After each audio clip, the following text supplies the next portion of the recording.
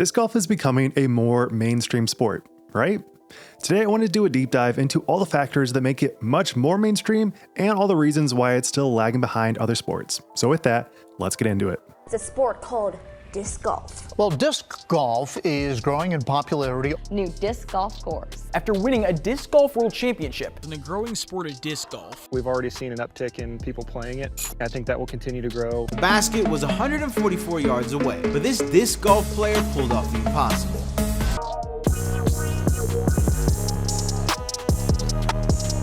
Do you ever poke your head out and see what everyone else is saying about disc golf? We are obviously in this insular circle where we see so much about disc golf. We see all the trade signings, we see everything going on in the disc golf world. But if you poke your head out and see what other people are saying, it's a lot of nothing. So despite there being a lot of intersection between mainstream sports media and disc golf in 2021, 2022, it has all since kind of died. With one of the biggest sports media companies, The Ringer, that was actually acquired by Spotify in 2020 for a $250 million and has over 15 million monthly visitors. In 2021, they made a post about Paul McBeth and the rise of a $10 million disc golf celebrity. So that was definitely near the peak. We had other posts from Sports Illustrated in the same year talking about Paige Pierce taking over disc golf and her whole backstory. We had all these factors converging into disc golf and mainstream media. But since then, I haven't really felt any kind of push from outside media and disc golf. And in this current day, we have stuff like the CBS live stream, which includes GMC, D-Glow, MVP, and the Pro Tour Championship. Now, obviously, these are huge. Getting on CBS Sports is a big deal. But for a lot of people like me, I don't really care. I haven't watched cable in a decade besides going to my parents. So for the majority of us, I feel like that is kind of a net neutral. It doesn't really enhance the sport all that much. It just gives it a little bit of potential to get mainstream appeal. But if you're like me and you're talking to your family during the holidays, they have no clue what disc golf is, they don't really care, and there's just no reason why they would care. Now with that said, I'm sure the convergence of them in NBA and football is still probably relatively low, so it's not to say it's ultimately a bad thing that nobody understands disc golf, but there's a huge likelihood that they know about Patrick Mahomes, LeBron and Bronny playing on the same team. The likelihood of those stories being into their world is probably way higher than Paul McBeth having a slow year in 2024. And you may be wondering, didn't they already have streams of previous tournaments in previous years? That is correct. And not only were there a lot more streams, but they had way higher viewership, with a peak being 2020 Thanksgiving netting over 225,000 concurrent viewers, which was on ESPN2, which has a lot higher viewership than CBS. And so while yes, last year it did pull 123,000, overall there's definitely still a lower viewership year by year, but ultimately even if there was 1 million concurrent viewers, I still do not think that would enter the mainstream appeal. And so it seems like courses are either packed or totally empty, not a whole lot in between. This used to be flying off the shelves, and now there is so much inventory for every single company, even MVP. And so despite everyone talking about player deals, how Kristen is now Kristen Lott, all the holiday swaps, seriously, who gives a shit about those? Future me in the editing booth, wow, there are so many posts. I did not realize how annoying it was. And I know the word mainstream gets thrown around a lot, but to me it just means a lot of people are following that thing. And just for some rough ballparking, to me, I thought if 5% of people interacted with that sport, it would be mainstream. And I was like, okay, maybe disc golf is at 5%. Well, not even close. With just about 112 active members on PDGA in the US, I would say it is certainly a respectable number because 2018 only had 37,000 members as a whole. And just for some rough estimates, according to Hook Design Disc Golf, they quoted 1.5 to 2% of people in the US play disc golf. And that is actually astounding. I'm sure that number is not actually accurate, and that also doesn't include anybody below 18. And that also does include players that played once or twice and then just kind of dropped it. These are active players. And so if we're looking at the highest estimates, that would be 4 or 5 million, but realistically, I'm sure that number is closer to 1.5, 2 million. And so that made me wonder, what does basketball look like? Because at least in the US, it is a hugely popular sport with so many people watching basketball, playing basketball. It is wildly popular, and they state that over 20 million people are playing every year. And obviously the NBA has a huge foothold in the US, and approximately the average value per team is about $2.48 billion, with the highest paid player being Steph Curry with an astounding $55.8 million in 1 year. And then of course, when you account for March Madness, which accrues almost 17 million viewers, you can certainly see what it takes to become mainstream. And so obviously disc golf does not get anywhere close to that. And so while we do definitely have some great viewership, with Simon having 200,000 subscribers, Disc Golf Pro Tour 194, Foundation 126, that is astounding, Terry at 101, and then of course Jomez at 469,000 subscribers, with the highest video in the last year being Worlds Round 1 with 260,000 viewers. Certainly respectable viewership. I don't think anybody can say anything bad about that. But of course, this is free media on a free site, so comparing that to March Madness, where every single viewer is paid, it is a night and day difference. And so while we do have some engagement from ESPN, Sports Illustrated, The Ringer, and countless others, it feels like it's kind of gone by the wayside, because as of right now, the only article I could find in recent day was an article from Wired about like the essentials to start getting into disc golf. I love Wired, it's an amazing site, but if that's the only metric we have as of like the current day of disc golf, I would say that is not anywhere near high enough to meet the threshold to become mainstream and popular. And then of course, recognition. We need to have players that are well known everywhere you go. I think Paul's and Simon's are definitely recognized most places, but those are by disc golfers. People will not recognize them like Steph Curry or LeBron or Patrick Mahomes. It is a totally different scope and scale. Now, it's not to say it's a bad thing. I'm sure Simon is a huge fan of not being recognized everywhere he goes, but even personally, I was at the highest rated course in Germany, and even that course, which was so amazing, so spectacular, there was countless people walking by, picking up my disc and being like, hey, what's this?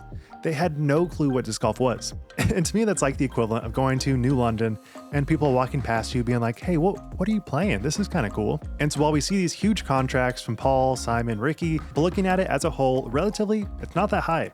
And then not only that, but if you're on the bottom 50% of the Pro Tour, you're kind of struggling to make ends meet.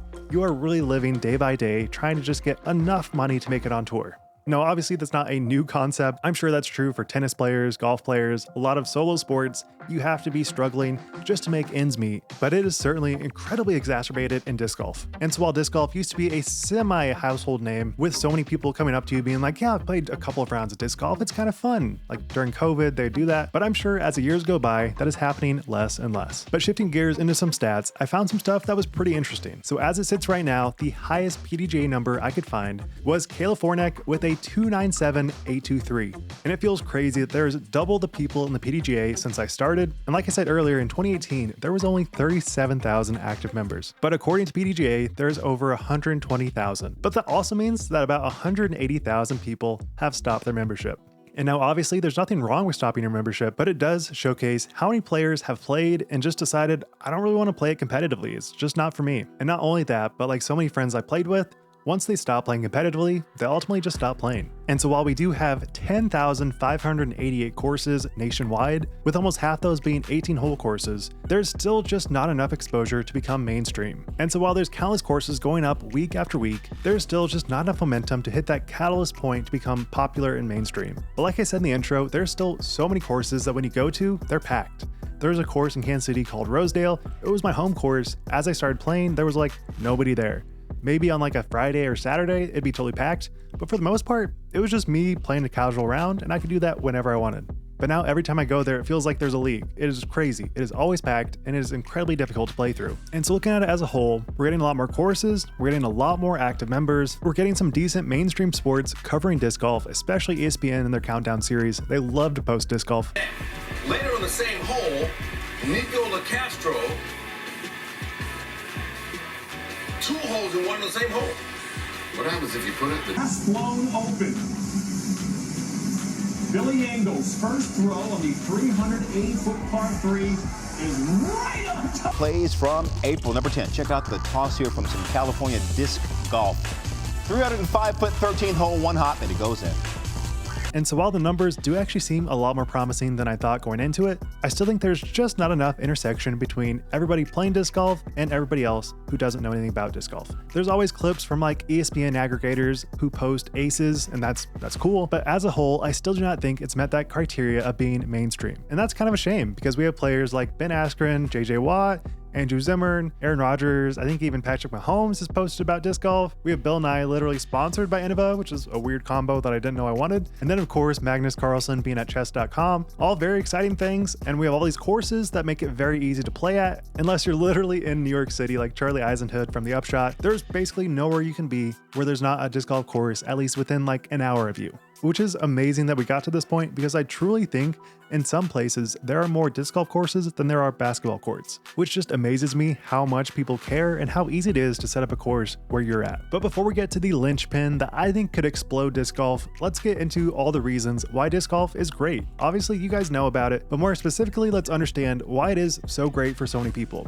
First up, accessibility. Literally anybody can play disc golf. I have seen people without hands playing disc golf. I've seen people throw from a wheelchair. Doesn't matter if you're young or old, literally anybody can play. And that's not true for most sports. And then of course you have that amazing ability to just be outdoors. Obviously that was the peak during COVID, but it is still true. People love to be outside, and there's truly not many other things that are as easy and fun to do than just walk around a course and play. And so while it seems like pickleball has actually exploded way more than disc golf and continues to explode, being the third year in a row that is the fastest growing sport in the US, it is still a pretty static sport, being the exact same thing as you played in grade school. There's basically no changes besides some rulings that's been added over the course of the last couple of years. It is still basically the same sport. Now people love it, and it is certainly growing faster than disc golf, but the outdoor appeal is still much higher in disc golf. You have so many parts of nature that you can experience in a way that no one else can. And like basketball, pickleball is met with so many people playing. They have wait times. You have a lot of people trying to play at the same time, whereas disc golf in general, you can play whenever, wherever. Now, while disc golf was the perfect reason to go outside during COVID, it still remains very true.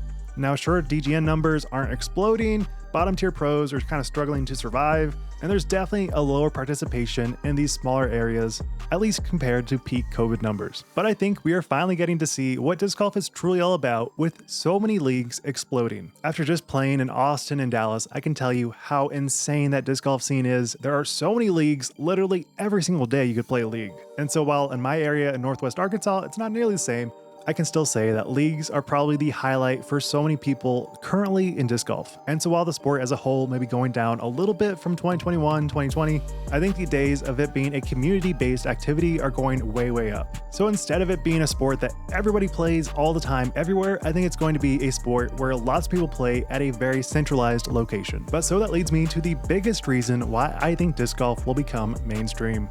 And of course, that is the youth. I have seen so many young players playing, and let me tell you, their form is perfection. In general, they have no fear about any kind of shot, and they are playing much more than everybody else. And so while I'm sure some people will be like, if disc golf hits the Olympics, it'll become mainstream. To me, I think no, people still hate on it. To me, I think the only way that disc golf can become popular is become popular in the youth. Grind away at putting or throwing in your backyard. You can do it literally any time of the day. And with countless people showing you proper form and technique on YouTube, kids and teenagers are grinding at a rate that no one else has ever seen, and these are actually true athletes. And no offense to players like Zach Melton, but there are so many players on the Pro Tour that just do not look like pro athletes. And so this new era of teenagers grinding at disc golf to become the perfect player has slowly become the real reason I think there will be a huge resurgence and a huge uptick to become at least sort of kind of mainstream. But hey, that's just my thoughts. I'd love to know what you guys think. Be sure to subscribe for more content like this, but I think there's so much nuance to the reasons why disc golf is popular, why it's not popular, and there are so many data points to skew it one way or the other. It really is all just a matter of perspective. So I would love for this conversation to keep going, so be sure to drop a comment about why you do or do not think disc golf is becoming more mainstream, and let me know what you think it'll take to get there. So with that, thank you guys so much for watching. Be sure to subscribe. Wild Runs, signing out. Peace.